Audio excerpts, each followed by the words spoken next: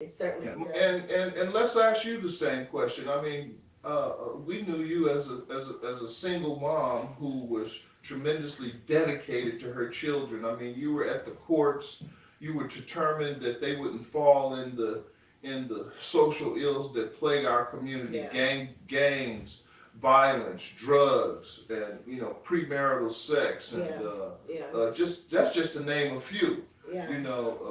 How what got you through those tough times, and what was it that you were able to hold on? Well, I guess it was just a bigger picture. I knew that I wanted my children in a different environment. I knew that, and we did have our trials and tribulations, and I was afraid at one point that I was going to lose one of my children, but she was able to come back. Um, it was just a focus, just a single-mindedness. Just, we're going to just keep going, we're going to keep going, we're going to keep going, we're going to persevere. And I just held on to tennis like that, and I just let that really just, take me over.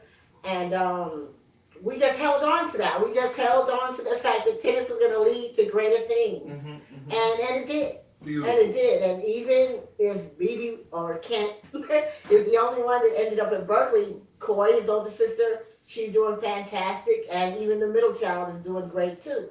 So it doesn't have to be, you have to be like I thought initially, you have to be a pro player and all. That is not true. You can be successful in so many other ways. And tennis is just again, I just can't say it enough, it's just a great sport for African Americans to embrace because it takes you out of the community and it introduces you to what the real world is and what you're really going to encounter. And it opens your eyes to things that you might not ever see if you just stay in your local community, Yeah. So Ken, let me ask you this question. When did you really start to have your vision for where you want to be in tennis?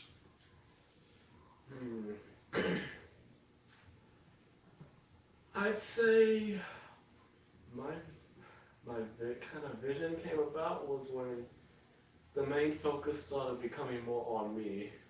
When, say, my two older sisters, tennis wasn't so much a focus for them anymore, and my mother, she started to focus mainly on me, just my tennis game. So around 15, 16 years old, I'd say, Okay. is when I'd say that's when I really started to work harder.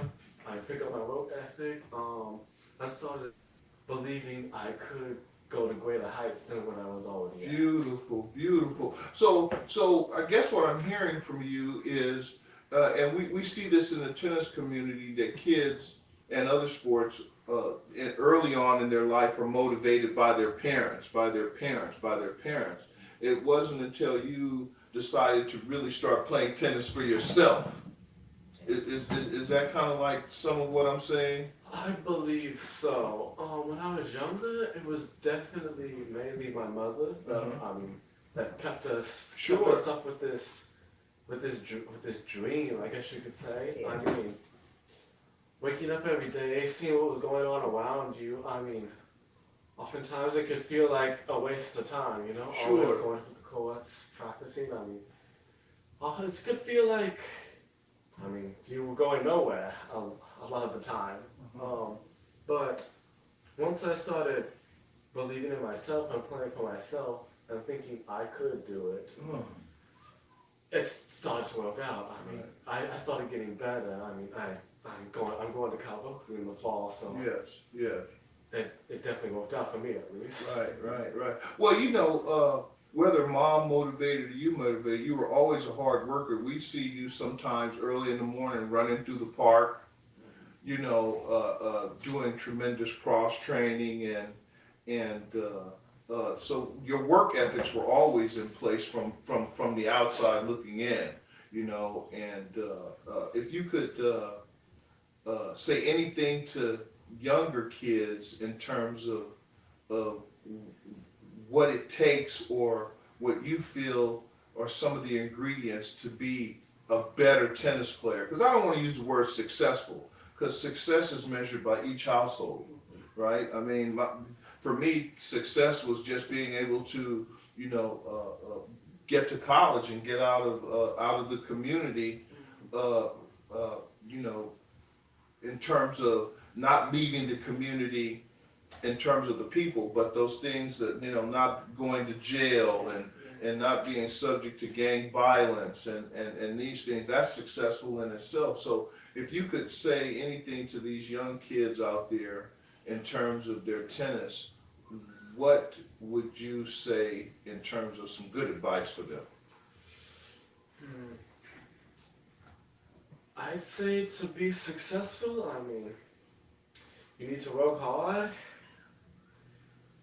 you need to be willing to not give up, and you need the courage to do it. I mean, I'd say courage is maybe one of the most important things, because if you don't have the courage to go and face down the next challenge, then you aren't going to have the courage to really do anything. Mm-hmm. Beautiful, beautiful.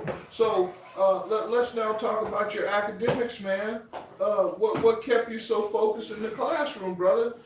I mean, I always kind of like studying. Oh, okay. There we go. It was enjoyable for me.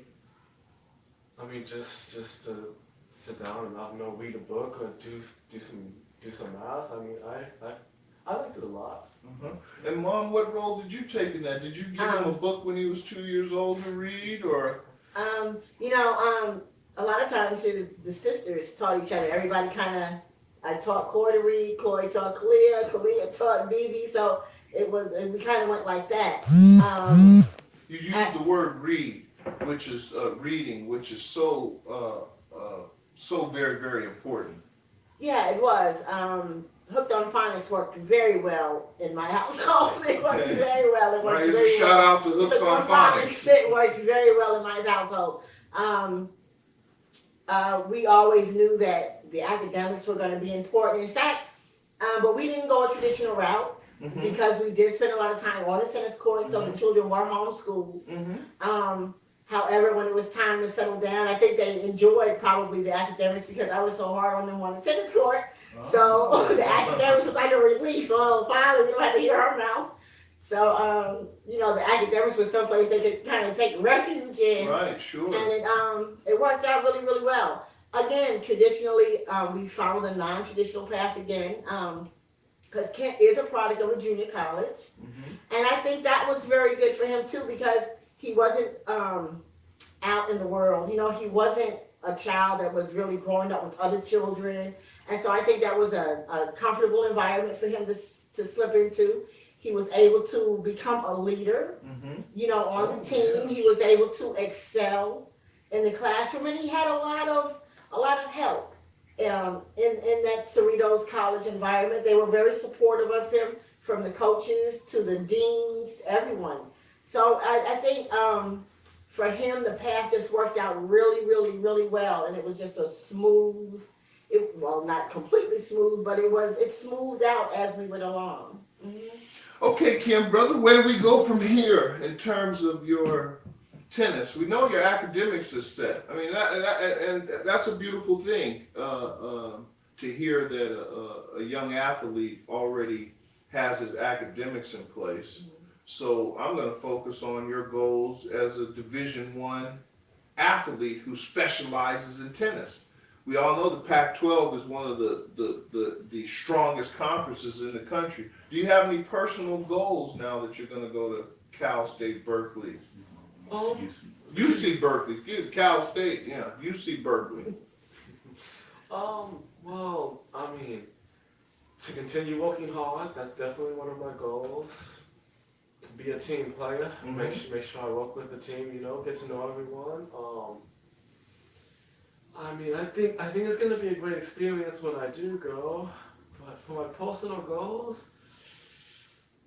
I mean, I haven't gotten there yet, so I don't think I can really tell you what my goals are, but I just want to be as prepared as possible and do the best that I can. Yeah, well, that sounds like personal goals right there. Be as prepared as possible and do your very, very best. Now, let's talk outside the tennis court. Man, what are some of your other passions that you have outside of tennis? passion? I mean,